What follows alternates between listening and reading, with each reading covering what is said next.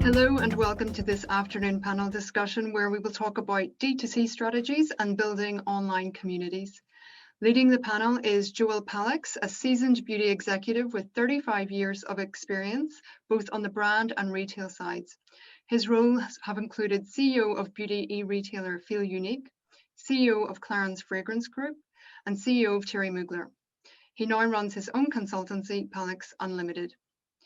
Joel is joined by Ricardo Basile, CEO and co-founder of Agora, a social commerce platform that aims to disrupt the beauty industry. Before Agora, Ricardo co-founded the Lazada Group in Southeast Asia, which was acquired by Alibaba. Also on the panel is Charles Rosier, who is CEO and co-founder of rising skincare brand Augustinus Bader, and Gabriella Salord, who is the CEO and co-founder of clean skincare brand Rouse. Joel, I will leave you to give us your insights on D2C and building communities and to open up the discussion with our panelists. Thank you, Nag. As you said, in my role as an online beauty retailer for Feel Unique, and now a strategic advisor to entrepreneurs and financiers of beauty brands, I've seen more and more indie brands disrupting the market and gaining market share. And this is happening in all beauty and wellness categories. So why is this happening? Well, I think consumers have become somewhat alienated by big luxury brands and a bit bored by many drugstore brands. What we see are millennials, Gen Z, favoring indie boutique brands because such brands offer them greater inclusivity, better personalization, stronger authenticity, and actually an active engagement in the brands they shop. And this is what they're looking for. I've seen many indie brands in my last roles. And if you take a closer look, you find a variety of successful indie models. It's clearly not one model fits all. So I'll review the models which I have identified because I think it's very relevant to the discussion today. The most common model are the brands that start in DTC and then quickly move omnichannel. A good example is Drunk Elephant, a DTC brand when it was born in 2013. But Drunk Elephant really gained mainstream appeal following its launch in Sephora in 2015. And it was the good articulation combination of both models in the US that made it so successful and led to the acquisition by Shiseido Group. Some other brands launch in stores first, but then they use online for international expansion. Filorga was very successful in French pharmacies, but capitalized on its success in France to launch cross-border and then local e-commerce in China. And soon China became its second largest market. Some brands are omnichannel from day one. Verst is a clean beauty brand in which LVMH Luxury Ventures invested last year. They launched online and at Target simultaneously and have been successful from day one, leveraging some media assets related to the group behind the brand. Then you have indie brands that use DTC for subscription. We all know that male grooming was revolutionized by Dollar Shave Club and Harry's.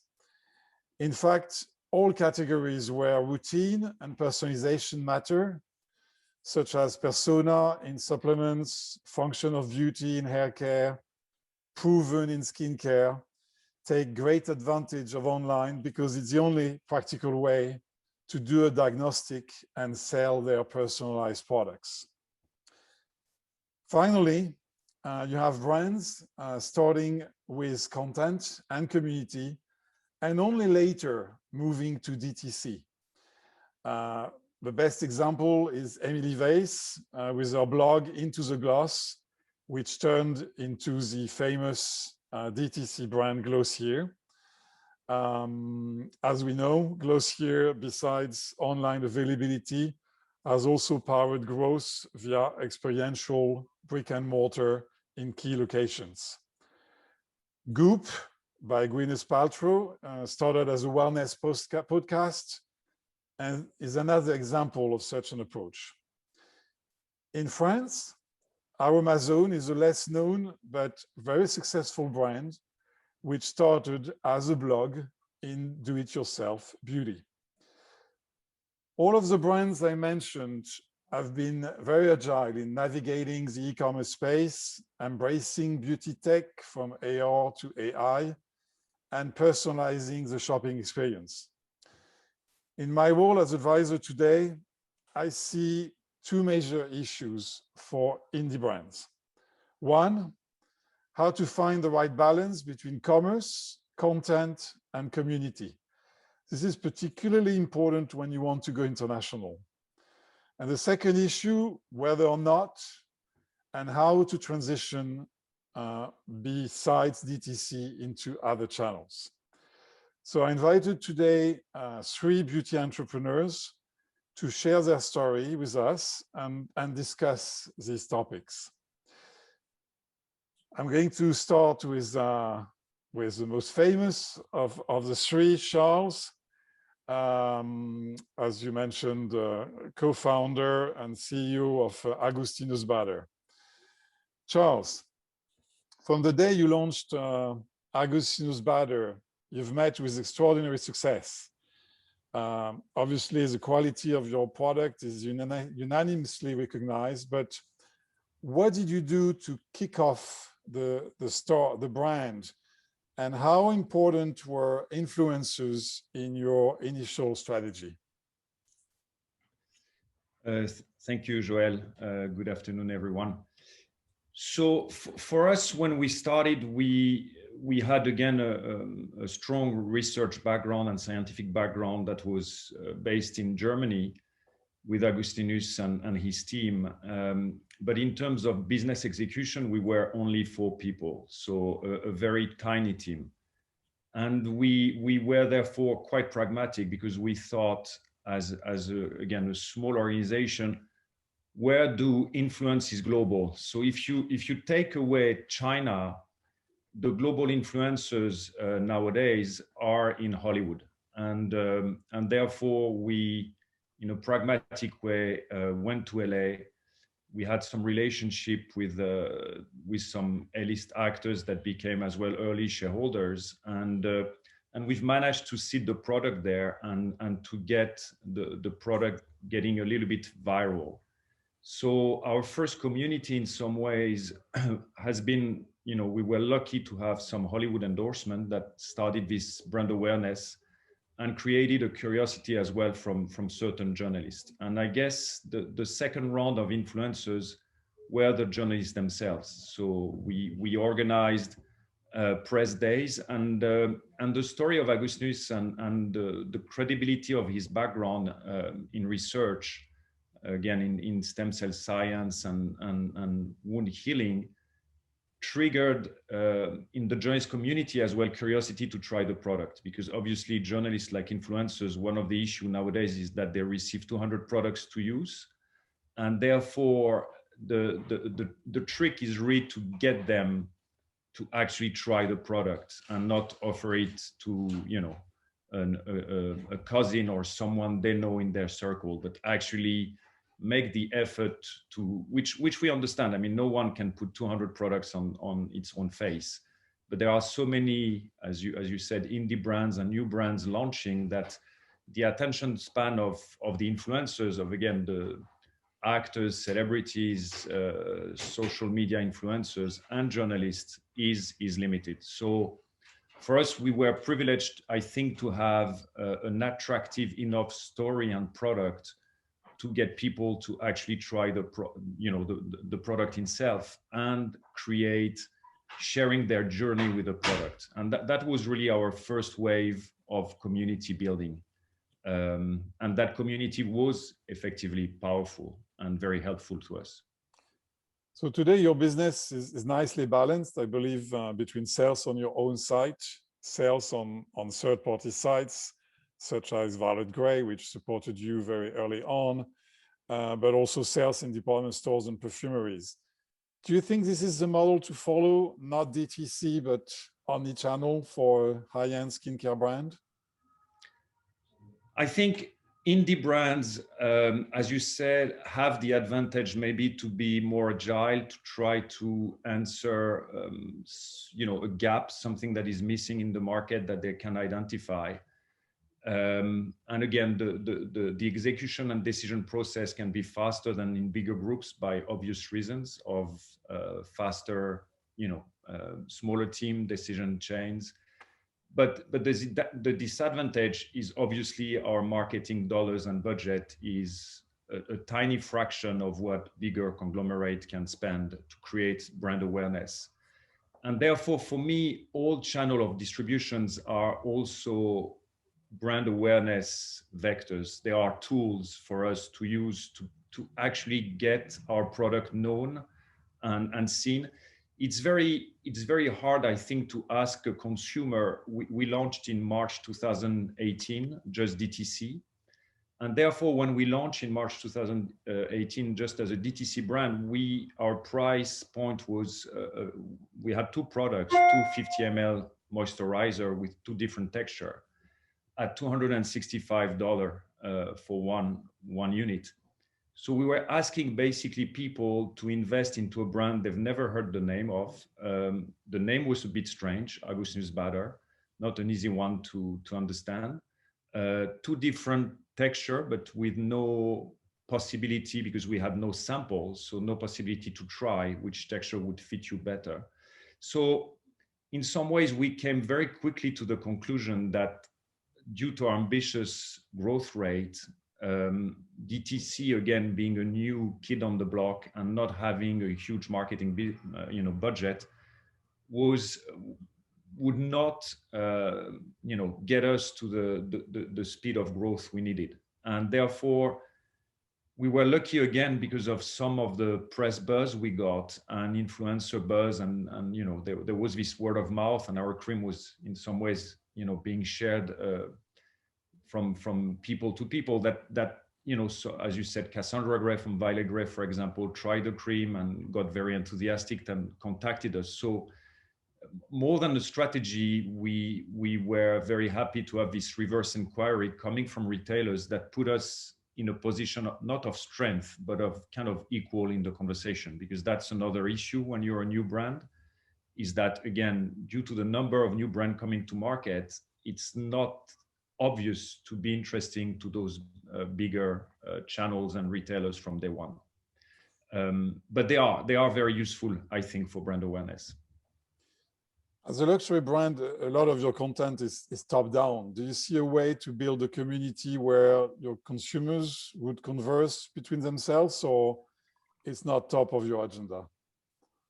No, that's a very interesting route, because I think when you request a certain investment, a certain price to consumer, they need to understand the reason why. They need to understand the story behind the brand, behind, again, the justification of our price is the years of research that were given by Agustinus, the disruption, the patents, the efficiency, and that needs explanation. And that explanation is very hard to get through one Instagram post or a celebrity post or a quick endorsement. That's why, again, press and editorial were useful when the press were sharing their own journey and explaining our brand. But we are looking for that opportunity to explain our story. And as you just said, if there are other channels that allow you to have 5 minutes of attention to explain a story, that's very useful. And that doesn't necessarily happen in traditional department stores. So yes, we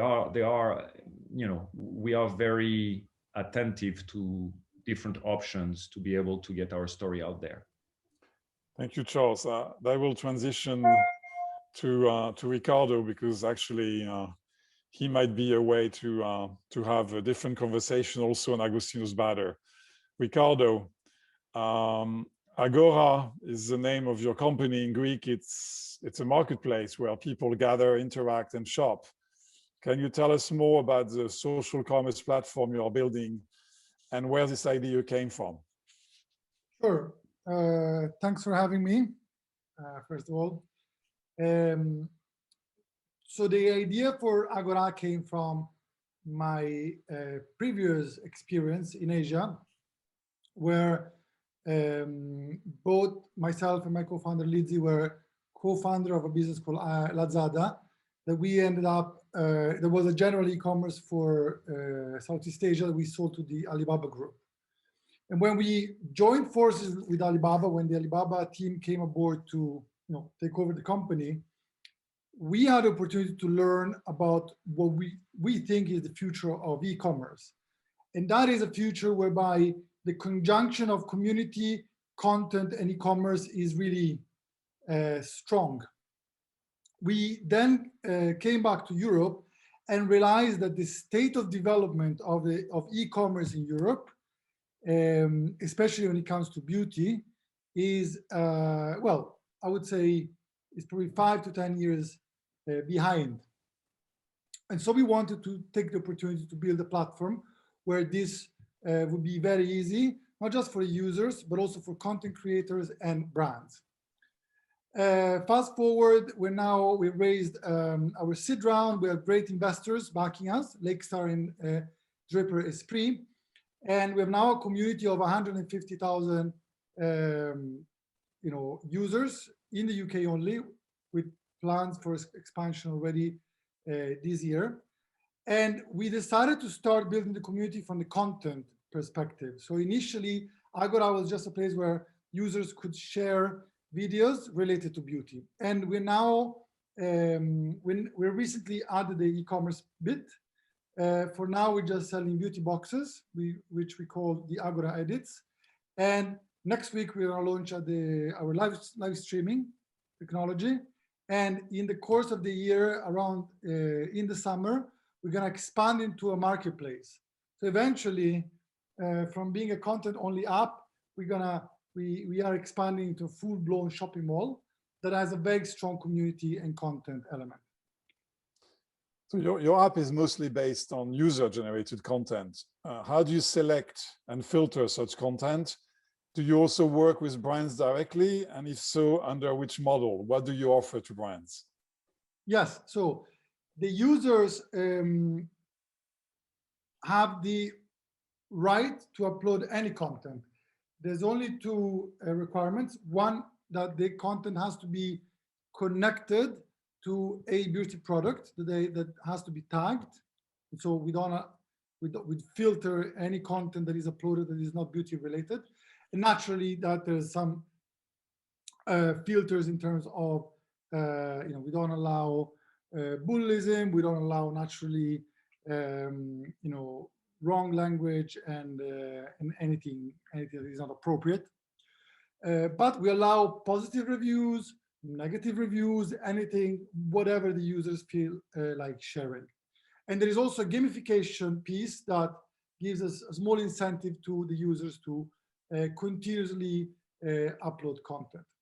In terms of the partnership with brands, we already partner with about 150 brands. This includes indie brands, but also includes the likes of Glossier that partnered up with us last month, some brands in the Estée Lauder portfolio, and we are in touch and in talks with pretty much any or most of the big groups out there.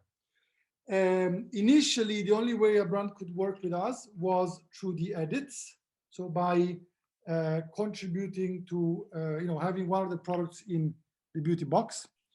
But now we're expanding, and as of next week, as I said, we're going to launch live streaming. So we already booked, we're already booking events for May, June, and July with leading brands to be part of our live streaming program.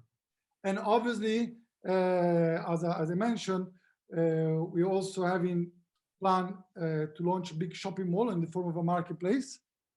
And so we already have 50 brands that have committed, made a like soft commitment to join our marketplace in the course of the year. So Ricardo, the world of tech is like a cemetery of apps which never took off. You mentioned 150,000 users in a year. What is your secret? How did you succeed in growing so fast with limited investments? So first of all, 150,000 users for us is just a testing bed. We aim to get 3x this number by the end of the year. And but more than 50% of our users join the app through organic channels. So we have a referral program where you can tell your friend to join the app. There's a very strong element related to word of mouth. And of course, a big part of the user acquisition was also driven by our ambassador program. We have 300 content creators that we selected, and these are typically small-time influencers, people with between 10,000 and 100,000 followers on TikTok or Instagram. And this portfolio of 300 ambassadors have contributed greatly to bring users to the app. And the way we operate with them is that we give them the opportunity to make money by selling products. So for example, now with the launch of live streaming, many of them will have the opportunity to make a commission on whatever is sold during their live streaming events. So this was a big chunk of the way we gain some traction. We also have very healthy metrics in terms of retention. In terms of marketing, obviously social media is very important for us, and we are present both on Instagram and TikTok. Thank you, Ricardo. Let's move on to Gabriela. Gabriela, together with your business partner Nuria, you have launched a very refined concept, which is at the intersection of beauty, nature, creativity. Can you tell us more about the inspiration for the Rose brand? Yes, hi everyone. So I'm the co-founder of Rose, a plant-based beauty brand that aims to create a personalized beauty routine from raw ingredients. So plant oils, floral waters, clays. So just to give you a very simple example to understand, we've deconstructed the traditional face cream. It's actually made of water and oil. So we're gonna sell our clients that floral water and that plant oil, a specific one to their skin needs. But we felt that it was the purest and most honest way to give you what nature has to offer. And Joel mentioned a very important word in our philosophy, which is creativity. I think that everything, and to answer your question, inspiration has come from nature, of course, and from everything artistic and creative that surrounds us. So we've been growing this brand organically for the past 2.5 years. I was working before for a Paris-based VC investing in consumer startups. And when I met Nuria, my co-founder, we just saw a space for this kind of very minimal and based on aesthetics and universe that just wants you to try things and to immerse yourself into something new and authentic and different. And the way we've been growing this brand has been to collaborate with other creatives, so people who are painters, photographers, ceramists, so people in more in the arts world who have been helping us creating content and giving their perspective on nature, on our products, and who also have some influence because all of them have not a super high, but a high following on Instagram, which is today our main channel. And that has helped us grow this brand organically. We only started doing paid ads like 3 months ago. So just to give you some numbers, we've reached 40K followers on Instagram. We have an engagement rate of close to 10% still. And that was the challenge, was to get there without spending a dime in marketing, and for having it seen at my previous job. And Ricardo, you work for Lazada, I work for Rocket Internet as well a while ago. So we had a huge marketing budget to go into. It was wild, and I saw how fast it can go, and we just didn't want to build it that way, because we call ourselves a sustainable brand, and sustainability to us, it also means reaching to break even and just not depend on Facebook and Google, though it helps a lot and you have to go through that. But we just wanted to make sure we were building a community of advocates and hardcore fans from the beginning. So you mentioned these collabs. Can you give us a more concrete example of an artist? What does he bring? A recipe, a visual, a story? What is it? Well, I have many examples. It's actually it's insane. The quantity of content. One of your questions for Charles was how you find the right balance. I think we definitely have way too much content.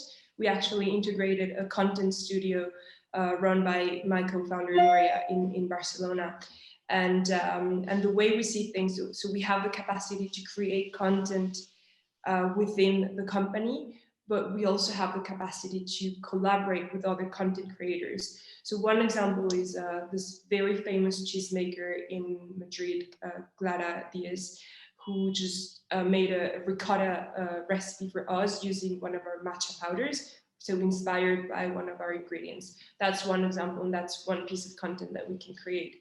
We just closed a collab with the ceramists in Lanzarote in Spain, who, with the help of our co-founder, just created from scratch. I don't have anything to show you here, but a collection of ceramics that can be used to make our beauty recipes or just to have at home.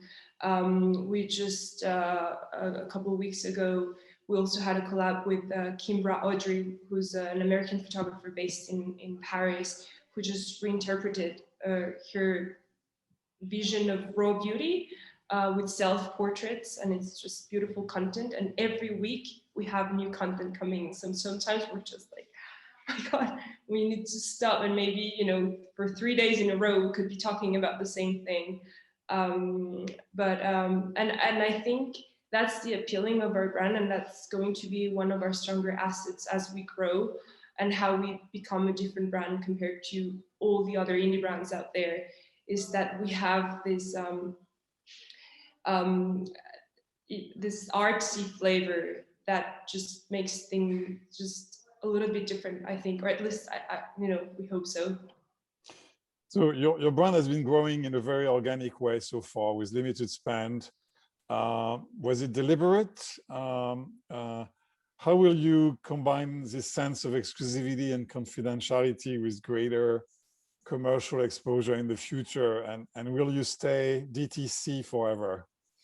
So those are very, very good questions, and we're constantly challenging ourselves, just to see if we should continue doing the way we've been doing it. Without going into details of our marketing plan, we feel that the right mix for us has been to we focused on Spain first, because that's where we physically are, even though the company is French and we have food in Paris as well. But so things took off here in Spain. And how we've done it is that we play with the cool kids first. We don't want to go mainstream right away, because we feel that to be a very unique and authentic brand for the first year and a half, you need to be a sort of secret brand. Like only cool people will talk about, only they get to try it, and then then it takes off slowly. So we start with them. We have collaborations with content creators, but very curated people. We don't want any mainstream profiles. And that has been our strength, I think, just to being able to select the right people for us. Then we start with media. We've been having features every week, a few articles per week here in Spain. And then we can start running events. Well, right now we're kind of limited, but one of the things that have worked really well is just to connect people around a table and just get them to create a DIY face mask or press flowers with us, anything that's related to nature, because it's who we are and what inspires us the most. And then we can do a pop-up. We've done a couple of very private events, one in London at Modern Society. We are retaking those slowly for later this year if things get better with the pandemic. But so, it's like growing slowly the hype. And then once you've reached that level and, the sales expected for the country, then you can go a little bit more mainstream. So for example, here in Spain, there's a new multi-channel store opening called Wow. The name. So it's kind of a new mall, very experiential. So it's opening in Madrid, and we're thinking of maybe having a corner there. We're in discussions now. Team. Okay. So just to give you an example, and that's one country, right? Okay. And the idea would be to reproduce that. Now we're working slowly into growing our way into France, the UK, Germany, Italy, which are key markets in Europe, and then the US, where 10% of our clients are today. And I think the beauty of growing a brand organically is that it takes you where you have to go. We're not thinking of the US right away, but we see that a lot of our customers are in New York and California, so we should be there next year. So very clear. Another way of approaching very things. Clear. Thank you, Gabriela. This conversation could go on for a long time, but I think Unag, we are going to select questions from the audience to finish this panel. So I hand over to you. We don't have any at the moment, but I have a question for Ricardo, actually, because you've talked about, you've built this community, obviously, and now you're going into the commerce aspect of that. There are other big social media platforms that are looking at commerce. Obviously, Facebook is doing it with Facebook and with Instagram. TikTok is looking at commerce.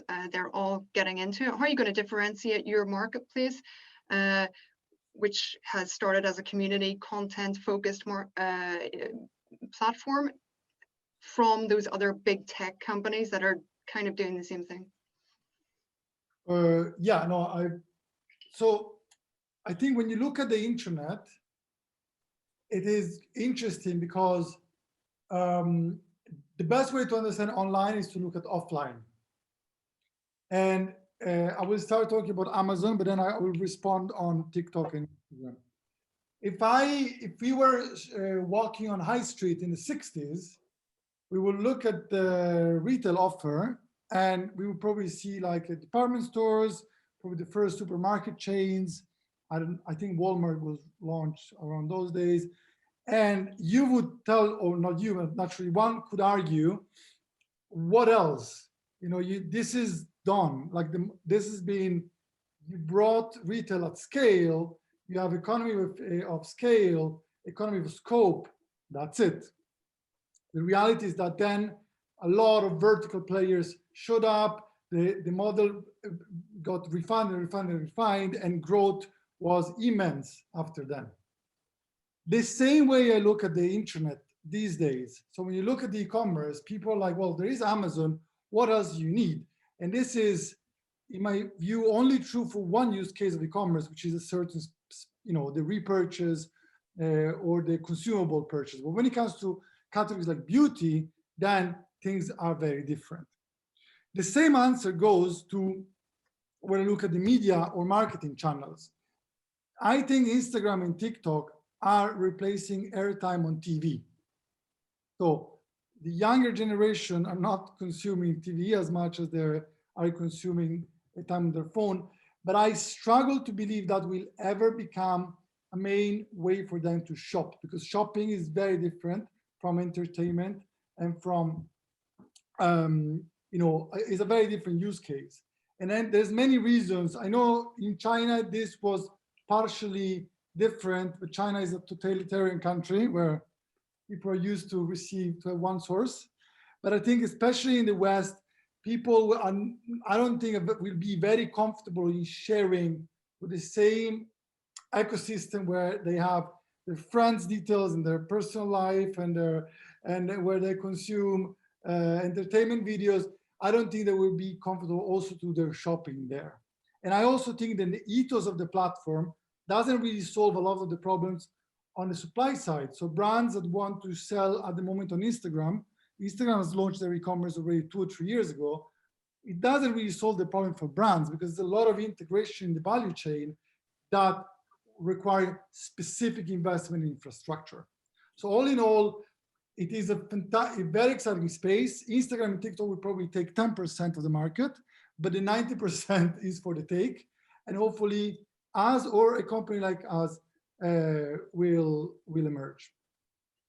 Okay, and you think that consumers, because you've said that, obviously your experience in Asia and China being ahead of the e-commerce market in the West there, but it's a different consumer as well there, which you've pointed out. Are they ready for, you're launching live streaming? Are they ready for live streaming? Will they take to the live streaming the way Chinese consumers have done?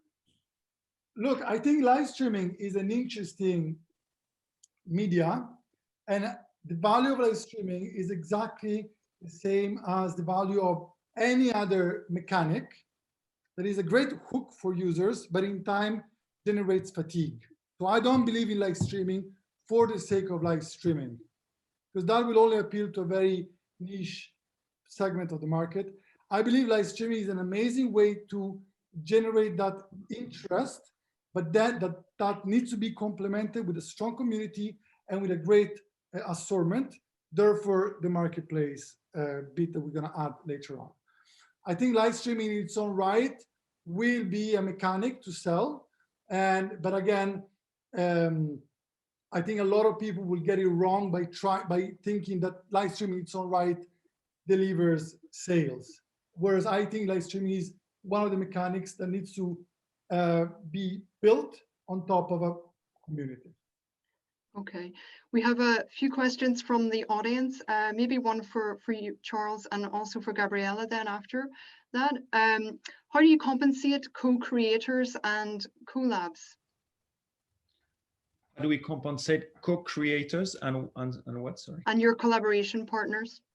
Collabs, so maybe you can discuss Victoria Beckham or... Yes, so sorry, I'm sorry to be slow. The beginning of the question is, how do we compensate or how do we... How do you compensate them? Right. Okay, yeah. Yes, I mean, it depends. For us, that's, again, one advantage to be an independent company. The decision process is, we are flexible and it's fast. And our collaboration with Victoria Beckham was very fast and organic. She was in love with our products, and she was thinking about launching makeup and skincare, but felt that she didn't have the legitimacy to really do skincare. And so we were on top of her list for collaboration. So we had a very open and direct conversation where at the time we were just starting our journey. So the brand awareness was low. So she was bringing brand awareness. She also had formulation capabilities because she hired a team who was heading again the makeup sector at Estée Lauder Group.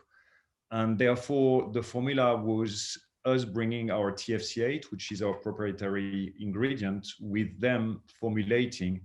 So to cut a long story short, that was a pretty equilibrated partnership. And therefore we decided to create a JV 50-50. And so that was our model. If we would do another collaboration where we would bring more of the overall value of the collaboration, then I guess we would take majority and the same. So for us, I think 50% is probably the minimum to make a collaboration, but you know, we could envisage collaboration where we are majority stakeholder. But that's flexible, really. That's a case by case thought process. Okay, Gabriella, would you like to comment on that? On how you compensate your collabs? Yes. For us, in terms of content creators, we do not pay them. That's one of our policies. But we do give them visibility, and because they're artists, and you know, they want that visibility as well. So it's win-win for the brand and for them. So they create the content, and we just put it out there in our social media networks. In terms of collabs, we've done a couple ones, really pretty ones, with the Frankie Shop, which is the concept store in New York and Paris, and Belle Rose, which is a Belgian online store with physical shops as well in Paris. And the way we've done it so far, but we're rethinking the whole thing, is that we've sold them products for commission. And it was just easier. And then in terms of communication, we just align our plans, and you know, we send newsletters and the whole thing to both communities, theirs and ours. But the easiest way for now, and because it's been you know, like not it was like a last minute thing, so we sold them the products. But we are thinking, and I'm saying this out loud, if there are any beautiful retailers out there listening to us, but we have the capacity now to create personalized products for retailers, and that's something that we're talking to of beautiful brands, and that's something that would like to offer, but it's just the ideation process for now. Okay. We have another question, maybe Gabriella, we'll stay with you for that, and Charles, if you want to give your input on it as well. A lot of disruptor indie brands actually look pretty similar in terms of their packaging, their graphics, their backstory. How do you maintain a point of difference? And it's kind of linked to another question that we have also, which is how do you, what's the difference between these new indie brands coming up and a lot of the big established brands as well? How do you distinguish yourselves, I guess? Gabriella, if you want to start. Yeah, well, in our case, I think it's the, in terms of the product strategy, just a way of unbundling beauty routines and using raw ingredients. That has been something that's not new, because we didn't invent it. It has existed forever, but it has been a differentiator for us, just to explain how to use our products. And then in terms of branding, the aesthetics, and if you invite you to take a look at our Instagram, if you can, but I think that the universe that we're trying to build is, it takes you out there in the nature, and it's just the whole experience, the packaging, the cards that you receive when you have your products, the whole thing has been thought in a way, you know, that you just want to have that on your bathroom shelf. But then of course any brand is going to say the same. So I think it's very, very personal, and there's the vision, there's how you execute it. And I think just some brands are better at executing than others. And I'm not saying it's us, but no, there's so much you can do. Okay, Charles, do you have an opinion on that in terms of, you know, a lot of these new up and coming brands looking very similar? How do you distinguish your brand? Yes, I mean, in some ways we have done several things that are different. So we are a scientific brand again, and Augustus Bader is a professor. At the time, a lot of the doctors were Dr. something, and we decided not to have neither doctor or professor in front of his name. A lot of the scientific brand were white, and we decided to be blue and copper, which was helpful at the beginning, because as the name was, people could not understand it. I remember that the people at Barney's, when Barney's was still alive, told us that a lot of their customers at the beginning of our adventure, when they were entering the shop, were asking for the blue bottle. So the fact that we had a visual difference was helpful.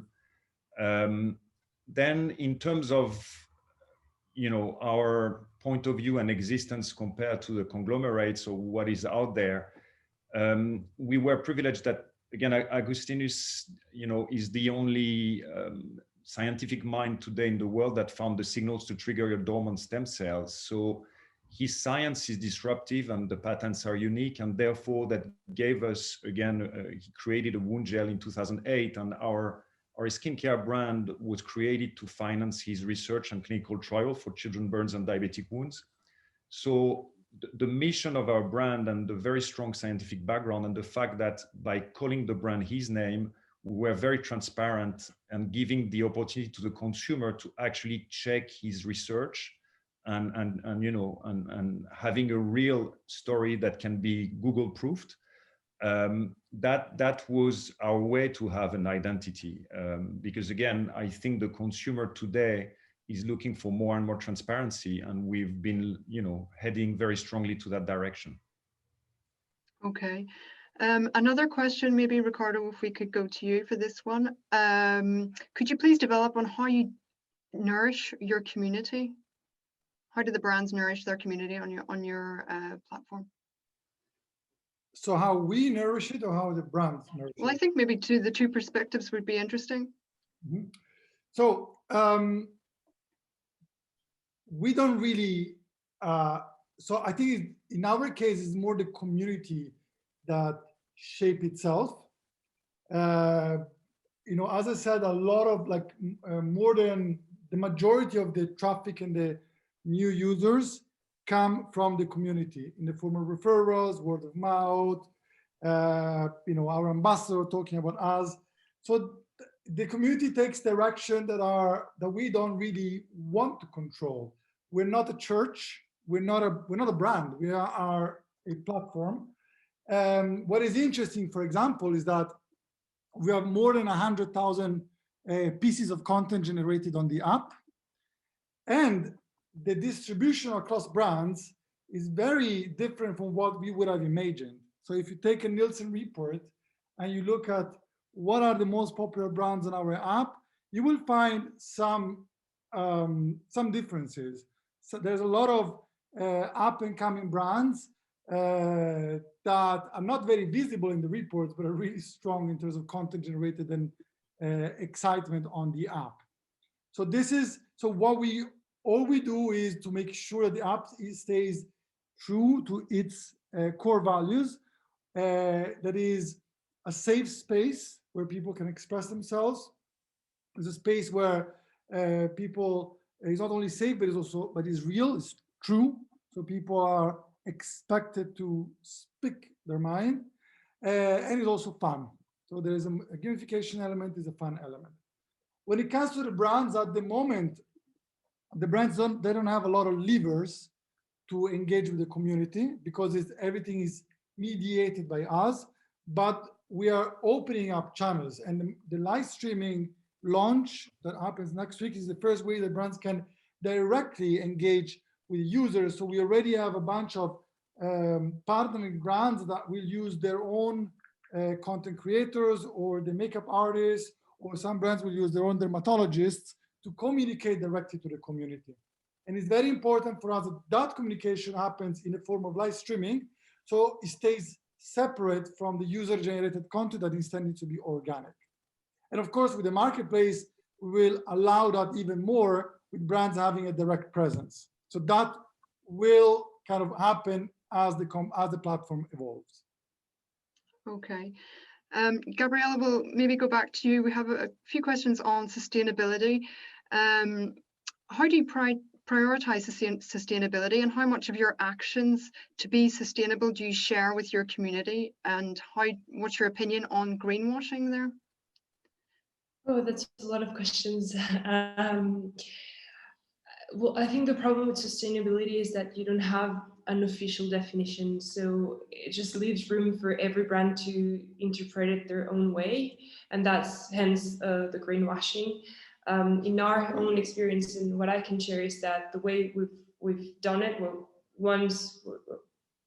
first of all, as I mentioned earlier, in terms of economics, we decided that in order to become sustainable, we didn't want to get into that race of fundraising every 12 to 18 months and then get crazy valuations that are usually not very close to reality, even though it's always it's very exciting. It's very exciting exercise.